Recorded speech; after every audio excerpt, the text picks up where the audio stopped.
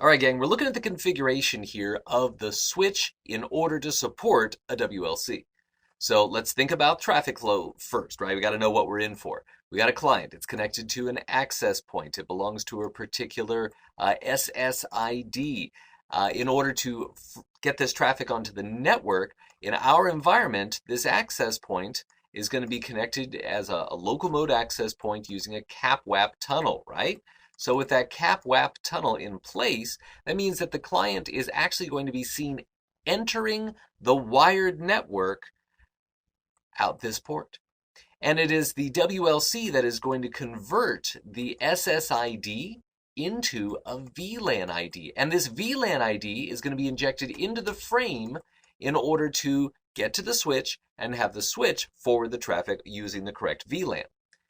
If the VLAN ID is in the frame, in transit between these two devices, then this link must be what type of link between these two? Access or a trunk port?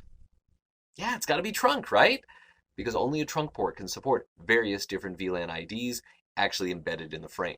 So let's look at trunk port configuration to a WLC. Nothing too surprising here. We configure the terminal.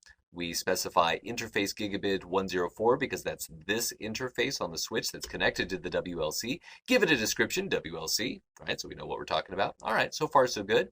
Now, switch port mode trunk. And if for some reason that you try and issue that command and it does not work right away, don't panic. Usually what that means is you need to issue the command switch port trunk encapsulation.1q, right? You have an older switch that supports ISL, which we do not want to use for this. Then we issue switch port mode trunk. All right, life is good. We've now indicated this is a dedicated trunk port, right? It's not going dynamic auto or anything like that. It is a trunk port. And then we can issue what allowed VLANs we want to go over that. So what are the VLAN numbers that are supported across this link? So whose traffic can we carry, in other words? So VLAN 11 traffic sounds good. VLAN 14, great. Another command that we may need, right, in addition to recognizing that we'll need to support the access port VLAN, right? That's going to be connecting in over here. And we're going to need to support a connection for the data VLANs that are behind it. But then additionally, we will also, in many of our configurations, need to be able to support the native VLAN. Oh, the native VLAN. Yeah, it's very normal for actually the access point to connect to the WLC using the native VLAN to get CAP/WAP to function correctly. That's especially true when we're talking about a flex connect, right? Used to be hybrid REAP. So in that case, switch port trunk native VLAN 12 would be another command I would add to this configuration.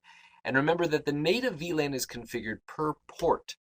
So it's per port between switches, and you'll want to make sure that is consistent across all of your trunk port interfaces as necessary.